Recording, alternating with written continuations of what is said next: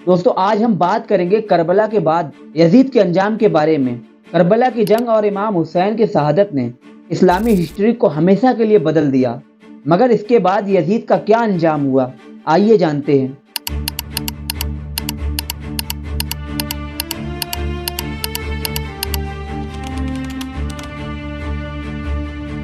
Yazid ने नवासे रसूल को शहीद करवा दिया और वो ये सोचता था कि इस जुर्म से अरब के सारे लोग मेरी बैत करेंगे, मेरे सामने झुकेंगे, कोई भी मेरे खिलाफ हुसैन के बाद सर नहीं उठाएगा।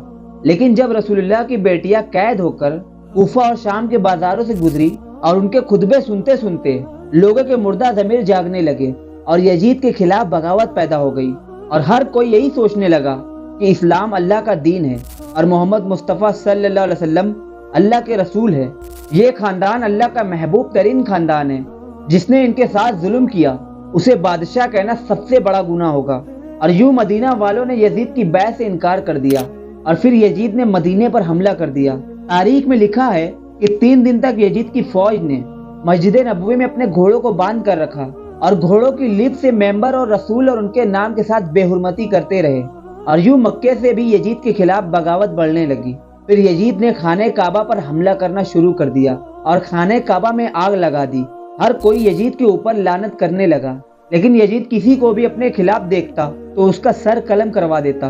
वाकया करबला के कुछ ही दिनों बाद यजीद की मौत का भी वक्त आ गया था। 10 मुहर्रमुल हराम 61 हिजरी को करबला में इमाम हुसैन रजी अल्लाह ताला अन्हो का खून बहाकर यजीद ने हुकूमत हासिल की थी। वो हुकूमत भी ज्यादा दिन तक ना रही और 3 साल 7 महीने बाद ही 5 रबीउल अव्वल 64 हिजरी में 39 साल की उम्र में यजीद की मौत हो गई।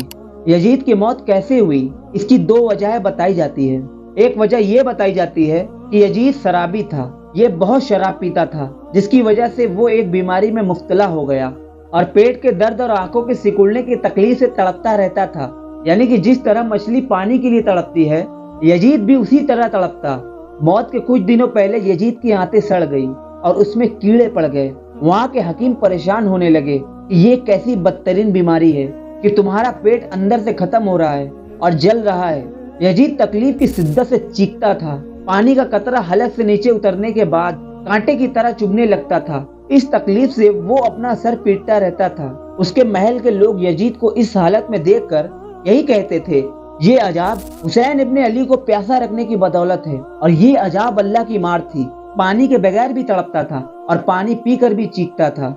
जब यजीद को अपनी मौत का अंदेशा होने लगा तो उसने अपने बेटे मुआविया बिन यजीद को अपने बिस्तर पर बुलाया और सल्तनत के बारे में कुछ कहना ही चाहता था कि बेटे के मुंह से चीख निकली और बाप के पेशकश को ठुकरा दिया।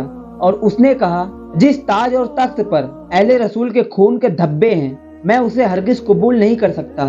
खुदा इस मनहूस सल्तनत की विरासत से मुझे हमेशा महरूम रखे जिसकी बुनियाद नवासे रसूल के खून पर रखी गई है। यजीद अपने बेटे मुआविया से ये अल्फाज सुनकर तड़प गया और वो सदमे में चला गया।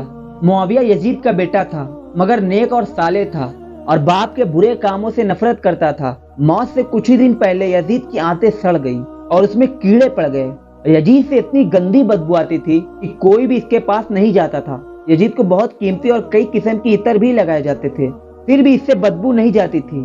अगर कोई भी हकीम इसके पास आता तो वो भी अपने नाक और मुंह बांध कर आता। यजीद का पेट कीड़े की गिजा बनता जा रहा था। तकलीफ की शिद्दत से चीखता था।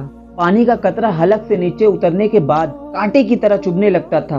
अल्लाह की मार थी कि पानी के बगैर भी तड़पता था और पानी पाकर भी चीखता था। आखिर में इसी दर्द की शिद्दत से तड़प तड़प कर उसकी जान निकल गई।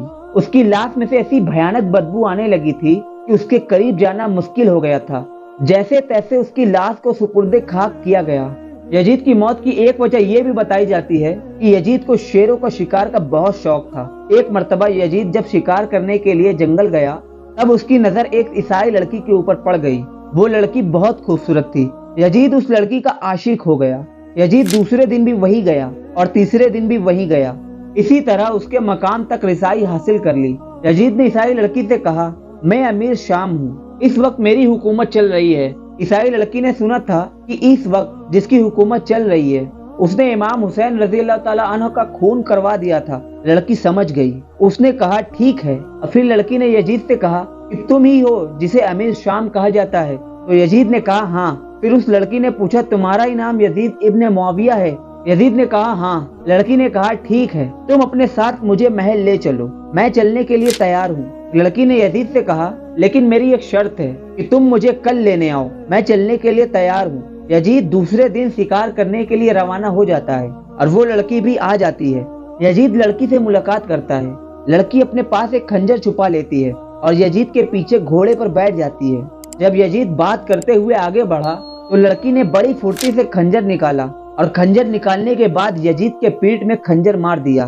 खंजर का लगना था कि यजीद घोड़े से नीचे गिर गया। फिर उस लड़की ने दोबारा फुर्ती से यजीद के खंजर मारा। यजीद संभल ना सका और उस लड़की ने यजीद के ऊपर कई सारे वार करके यजीद को वहीं पर काट डाला और वो लड़की वहां से चली गई।